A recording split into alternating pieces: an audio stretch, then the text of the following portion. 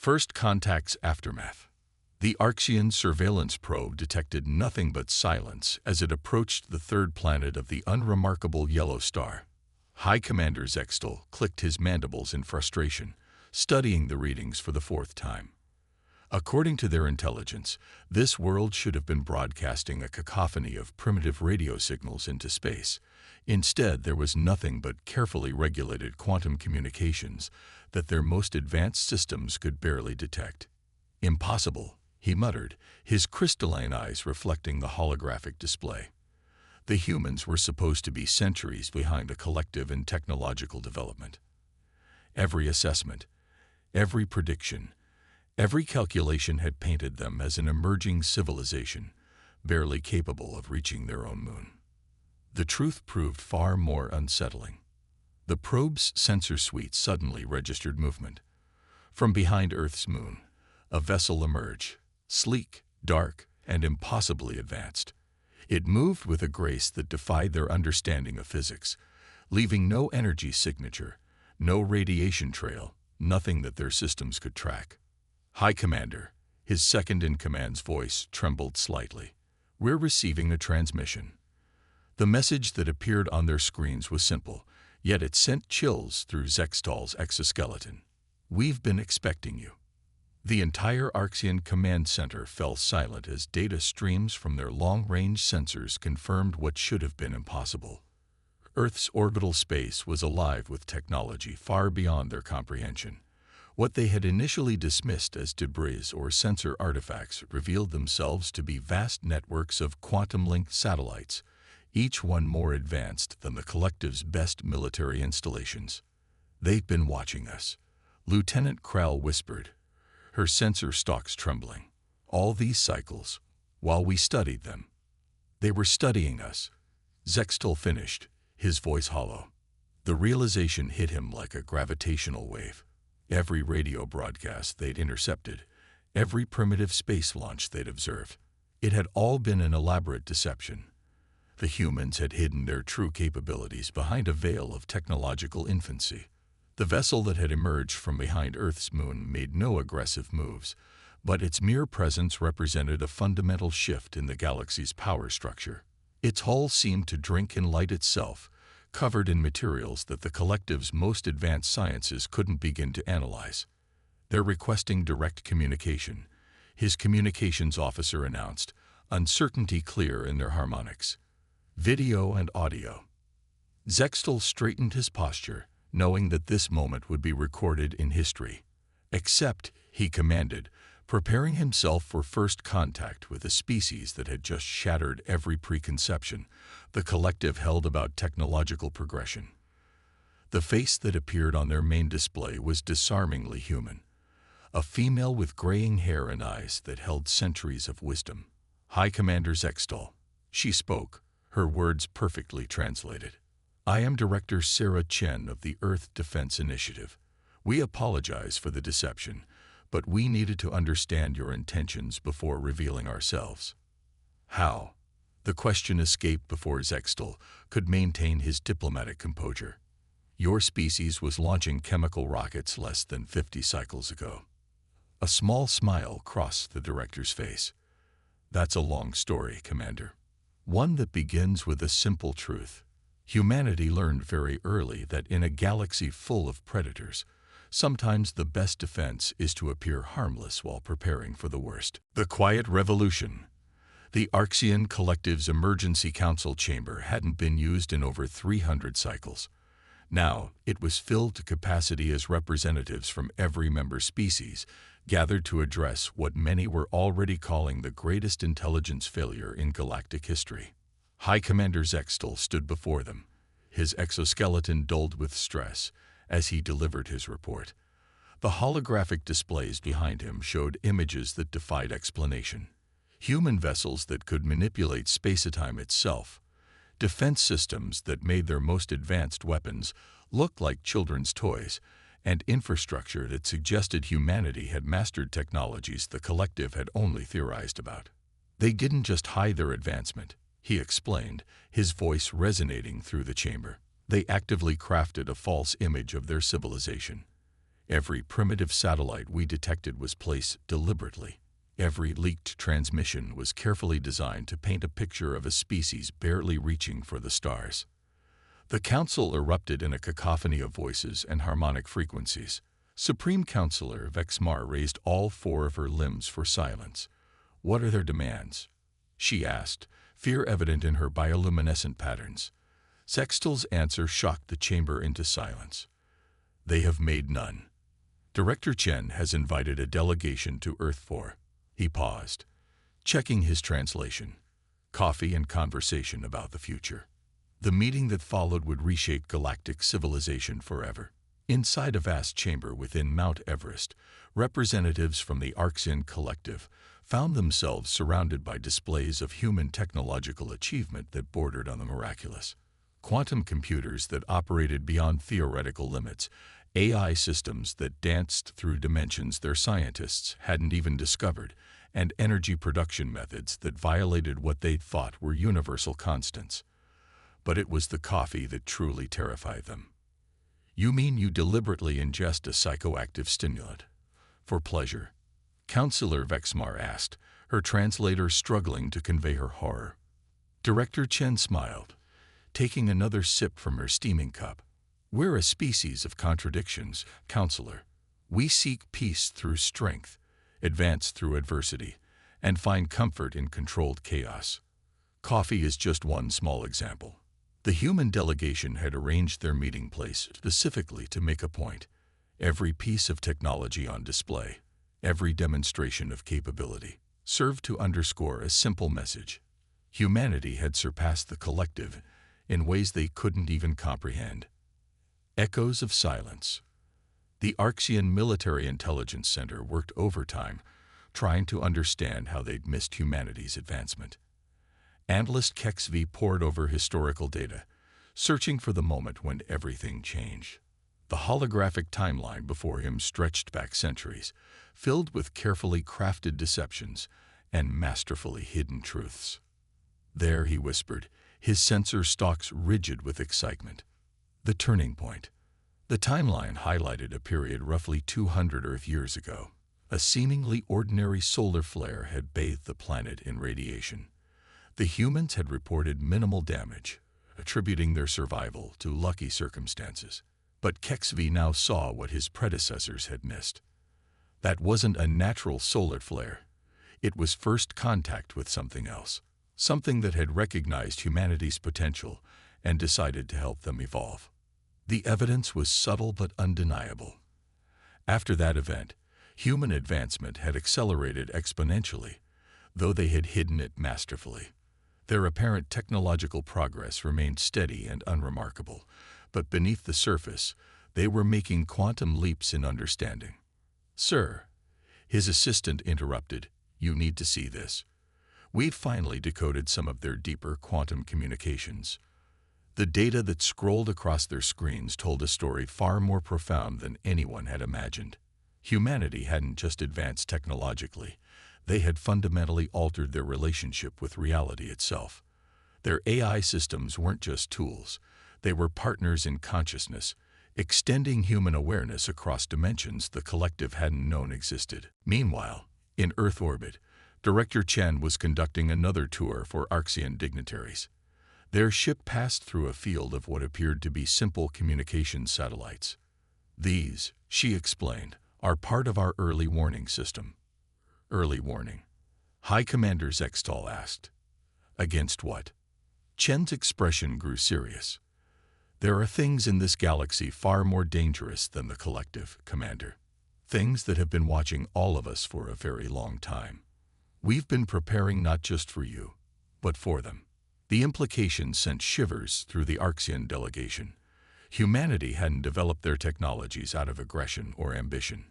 They had done it out of necessity, driven by knowledge of threats the collective hadn't even detected. "The solar flare," Zextal said suddenly, pieces falling into place. 200 years ago. What really happened?" Chen smiled, but there was no warmth in it. "That's a story for another time, Commander. For now, let's just say humanity had helped recognizing our potential. The question is, Will the collective be wise enough to recognize it too? Breaking point. The Arxian Collective's Supreme Council chamber had never felt smaller than when Director Chen's hologram appeared before them, bringing news that would shatter their understanding of the galaxy forever. "We've detected them," she announced without preamble.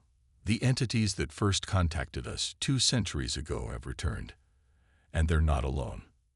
The chamber erupted in chaos as multiple quantum feeds displayed data across every dimensional plane the collective could perceive. Strange objects, defying known physics, were appearing at the edges of charted space. They moved like living thoughts, leaving ripples in reality itself. High Commander Zextal felt his exoskeleton grow cold. "These are what you've been preparing for." "Partly," Chen replied. "They're called the Architects. They travel the cosmos, seeking species with potential. 200 years ago, they found us. They gave us a choice: evolve or perish. They showed us glimpses of what lay beyond our understanding, then left us to develop on our own." The Council watched in stunned silence as humanity's quantum networks lit up across the galaxy, revealing an infrastructure far more vast than anyone had imagined. What they had seen before was just the surface. Beneath it lay a web of consciousness and technology that spanned dimensions. But why the deception? Supreme Counselor Vexmar demanded. "Why hide your true nature from us?" Chen's hologram walked through the chamber, each step releasing ripples of quantum probability. "Because the Architects weren't the only ones watching. There are older things in the dark between stars, things that fear the emergence of new advanced civilizations. We had to appear harmless while we prepared." The displays shifted, showing galaxy-wide sensor data. Strange shadows moved through the void, vast and ancient. The collective's best sensors could barely detect them, but humanity's quantum network tracked them with precise clarity. "We call them the Void Hunters," Chen continued. "They've been culling promising civilizations for millions of years, keeping the galaxy fragmented and weak. The Architects oppose them, seeking to nurture new species to face this threat. That's why we're revealing ourselves now, because the Hunters have finally noticed you." The implications hit the Council like a supernova. Humanity hadn't hidden their advancement out of fear or aggression. They had been preparing to protect not just themselves, but all sentient life from a threat beyond comprehension. "So now we face a choice," Zextal realized, "similar to the one humanity faced 2 centuries ago." "Yes," Chen confirmed, "but with one crucial difference: you don't have to face it alone. Humanity stands ready to share our knowledge, our technology, our understanding. We can help you evolve as we did, but you must decide quickly. The Hunters are coming, and this time, they're coming for us all." The Council chamber fell silent as the weight of the moment pressed upon them. Everything they had believed about their place in the cosmos, about humanity's role, about the nature of reality itself, had been upended. "How long do we have?" Vexmar asked, her voice steady despite her fear. Chen's hologram smiled grimly. "That depends on your answer, Counselor. If you join us, we begin preparation immediately. If not—" She paused, her image flickering through quantum states. "Then we wish you luck. The Hunters show no mercy to those who refuse to evolve." New dawn. The transformation of the Arxian Collective began not with a bang, but with a quantum whisper. In orbital stations around every collective world, human mentors worked alongside their alien counterparts, teaching them to see beyond the boundaries of conventional physics. The process that had taken humanity 2 centuries would be compressed into mere decades, thanks to their guidance. High Commander Zextal, now Integration Director, stood beside Sarah Chen in Earth's Quantum Observatory, watching the preparations unfold across multiple dimensions. The display showed more than just physical space. It revealed the intricate web of consciousness and technology that humanity had woven through the fabric of reality itself. "The Hunters have noticed our activities," Chen observed, her quantum-enhanced consciousness tracking disturbances in the void. "They're moving faster than we anticipated." Zextal's newly upgraded sensor organs detected the shadows between stars, vast and ancient beings that had culled civilizations since before Earth harbored multicellular life. Are we ready? We're about to find out, Chen replied, her form flickering between quantum states. Humanity has prepared for this moment for 2 centuries. The architects warned us this day would come, when we would have to stand not just for ourselves, but for all sentient life in this sector of the galaxy. The quantum displays lit up with activity as the first hunter vessels emerged from the void. They defied conventional physics, their forms bleeding between dimensions, leaving reality scared in their wake. But humanity had been watching, learning, preparing. Across the galaxy, hidden quantum arrays activated. The network that humanity had spent centuries building revealed its true purpose, not just for communication or defense, but as a vast, reality-altering mechanism. The very fabric of space-time began to shift and crystallize. What you're seeing, Chen explained to the astonished Zextal, is the final evolution of our defensive technology. We're not just fighting the hunters, we're changing the fundamental rules they operate under. The hunter vessels, massive beyond comprehension, found themselves trapped in a region of space where their usual physics-defying abilities failed them. Humanity had created pocket universes with altered physical constants, turning the hunters' greatest strengths into vulnerabilities. The architects didn't just give us technology, Chen continued, her voice resonating across quantum frequencies. They gave us understanding. The hunters have ruled this galaxy through fear and incomprehensible power, but humanity learned that the truly incomprehensible power lies in changing the game itself. The battle, if it could be called that, was unlike anything in galactic history. There were no fleets exchanging fire, no dramatic explosions. Instead, reality itself became a weapon. The hunters found themselves bound by laws of physics they had never encountered, their ancient powers useless against humanity's quantum engineering. In the end, the hunters retreated, but not before humanity had captured one of their vessels for study. The knowledge gained would be shared with the collective, another step in their joint evolution. So what happens now? Zextal asked, watching the quantum disturbances fade. Chen's smile held both wisdom and warning. Now the real work begins. The hunters will return, stronger and better prepared. But so will we. Humanity and the collective, evolving together, pushing the boundaries of what's possible. She gestured at the quantum displays, showing the vast network of consciousness and technology that now connected their civilizations. This was never about war or dominance. It was about survival. Not just physical survival, but the survival of consciousness itself. The architects showed us the path, but walking it, that's something we all have to do together. The displays shifted, showing the countless species of the collective beginning their own journeys of quantum evolution. Humanity had hidden their advancement, not out of fear or aggression, but because they needed to perfect the path that others would follow. The hunters thought they were the apex of evolution, Chen concluded. They never considered that true evolution isn't about becoming the strongest or most fearsome.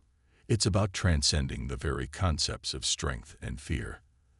That's what humanity learned, and that's what we'll teach the galaxy. As they watched the quantum network pulse with new connections, new awareness, new possibilities, Zextal understood at last. Humanity hadn't just prepared for war. They had prepared to shepherd the entire galaxy into a new age of existence. The real question wasn't whether they would survive the hunter's return. The question was, what would they all become in the process of preparing for it?